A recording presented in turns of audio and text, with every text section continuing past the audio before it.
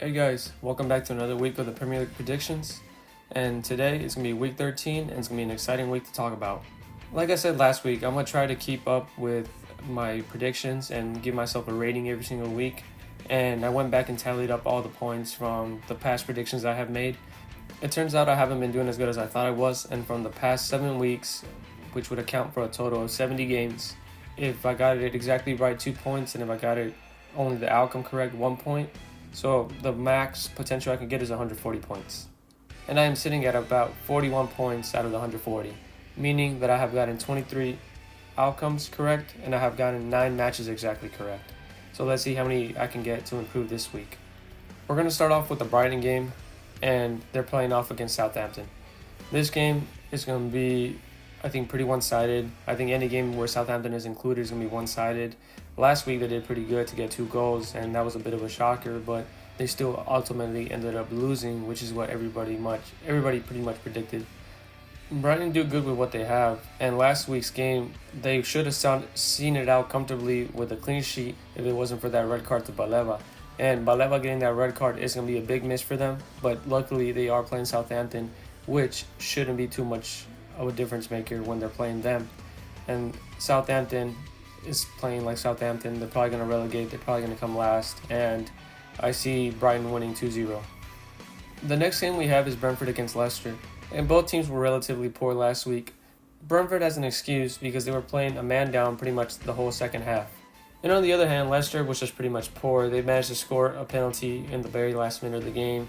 And realistically, they shouldn't have scored, but they got that pen. And that makes their game week look a little bit better. But in all reality, this Leicester team isn't all that exciting, and this Brentford team is doing, they're gradually getting a little bit worse than they were like a couple games ago, where they were scoring goal after goal after goal in like the first minute. And so I think they've kind of slowed down, they plateaued a bit. So I'm predicting this game to be fairly even. I don't see a clear-cut winner, so I'm giving it a 1-1 draw. The next game is Crystal Palace against Newcastle United, and both teams have been fairly poor. This Crystal Palace side, they did pretty good against this Aston Villa team last week, but Aston Villa has also been very poor, so I don't see that too much saying in their favor. I would say they are pretty disappointed to not come up with a win that game, but it is what it is. They weren't good enough to see it through, and Newcastle on the other side, they're a bit of a roller coaster this season. You don't know which team you're going to get. And I'm pretty sure that I said that last week, that depending on what Newcastle team you get is going to determine the outcome. And Newcastle, they beat Arsenal. They did good against Chelsea. They beat Forest, and then they go and lose to West Ham. It makes no sense. I can't really predict this team, and it's hard to say where they're going to end up. But I think this game, most likely, it'll be a Newcastle win just because of how poor Crystal Palace has been. They're even worse than they are, and I just don't see any way that Crystal Palace can come up with a win. So I'm going to give it to Newcastle, and it'll be a 2-1 win. Next game is Forest against Ipswich. Forest have been in somewhat of a drought. They've lost the last 2 games, but they were against tough oppositions, and you don't really expect it of Forest at this point. But they've been doing really good. They're steadily going down the table, but they're still doing good. They're punching above their weight for sure. And then I do think that them missing Chris Wood last game against Arsenal, he's a big presence to not have on the pitch. He's been player of the month for the last month. So if you don't have your best player on the pitch scoring all the goals, it's going to be tough for you to score. And then Ipswich was pretty dominant against United. It was Amarin's first game. They're still getting used to the tactics, but I think for the first half, I think United was the better team, but in the second half, Ipswich definitely picked it up. And in all honesty, I think a draw for them was pretty harsh, but it also isn't unfair because they weren't good enough to score more goals. So there's nothing that's going to set them apart from this Forest side. And although Forest is going to win, I do think that they're going to struggle to score, so it'll be a low-scoring game of 1-0. Next game is Wolves versus Bournemouth. Wolves' form has slowly and steadily picked up, while Bournemouth has started to decrease. And I've been saying that Wolves is that team that they just needed to get it going, and then they'll start getting the results that they deserve. I've been saying that this Wolves team is a team that I like. I like how they play. One of the main factors why I think this Wolf team is starting to get so much better is because Cunha is really starting to get into his own. And Cunha, I think he might end up leaving, but in the meantime that the Wolves do have him, I think he is able to take on any opponent, and he is honestly one of the better players in the Premier League, not just for this Wolves side, but just in general. He is very talented, and I think that Bournemouth will struggle to keep him quiet. This Bournemouth team seems to be lacking any pizzazz. They don't have any spark in this team, and I think that's what's starting to hurt them. So this Wolves side is steadily getting better, and this Bournemouth team is starting to get worse. I think there's only one correct outcome or prediction to make, and that's going to be a Wolves win. And I think they'll do it fairly convincingly, but the scoreline won't really reflect it. So I think they'll win, but it'll be a 2-1 win.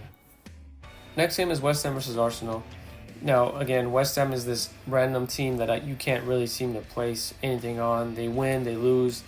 They lose games that they shouldn't. They win games that they shouldn't. And it's just, I don't think that title form is going to be able to be maintained. It's not going to be something that you can continue to drive the rest of your season on. And this Arsenal team, on the other hand, they just came off of a convincing victory against Sporting in the Champions League.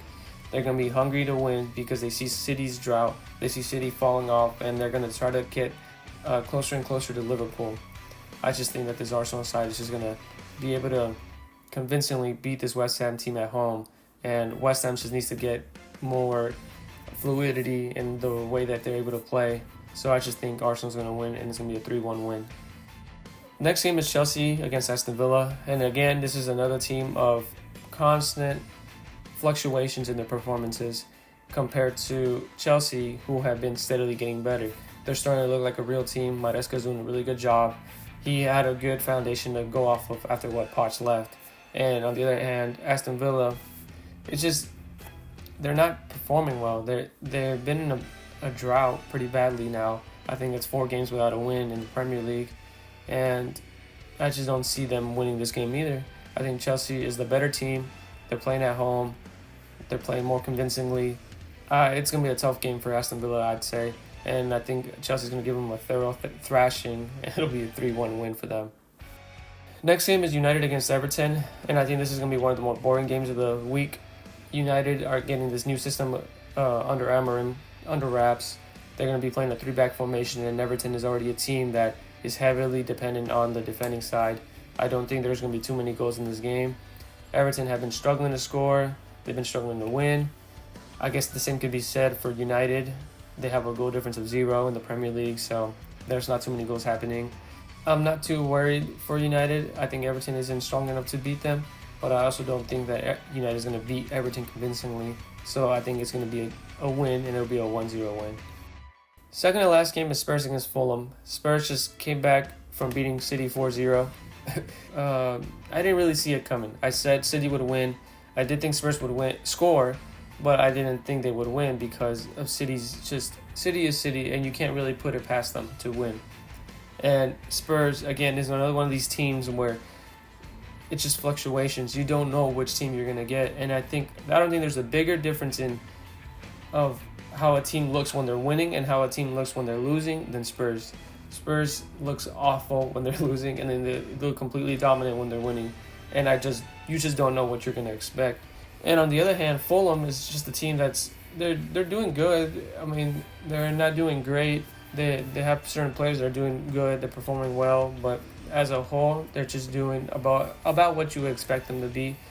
But the thing is, with Spurs' current win over City, I think they're just going to be in a bit of they're going to have more momentum going for them, and they're going to be playing at home, so I doubt they lose to Fulham the next game after a convincing win like that. So I do think Fulham will score, but I think Spurs just has a little bit going for them, so I think they'll end up winning 2-1. And now, finally, the game of the week, the game that everybody is going to watch. Stay tuned for the Premier League if you're a big fan of the Premier League. City versus Liverpool.